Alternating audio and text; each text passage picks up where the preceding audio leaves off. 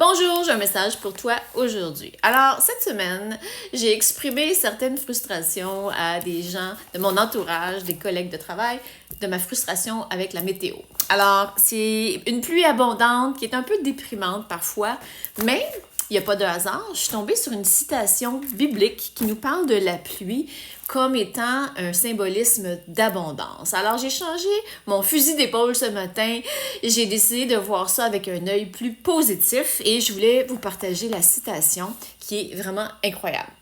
Demandez à l'Éternel la pluie du printemps. Donc, on en a de façon abondante ici au Québec. L'Éternel produira des éclairs et il vous enverra une pluie et il donnera à chacun son herbe dans le champ. Alors, il y a deux choses ici.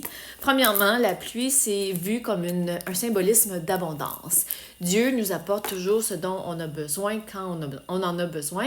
Si on est fidèle, évidemment, à ce qu'il nous demande de faire. Et numéro 2, la pluie amène toujours l'herbe et les fleurs du printemps. Donc, il faut voir ça d'un œil positif. Il y a des petites pousses qui commencent à sortir de la terre et ça ne peut pas arriver sans l'alchimie et la pluie. Donc, il faut voir ça d'un œil positif le plus possible, en tout cas. C'est pas toujours évident, mais le plus possible. Alors, je voulais partager cette citation avec vous aujourd'hui pour apporter un grain d'espoir. Les enseignements de Zacharie.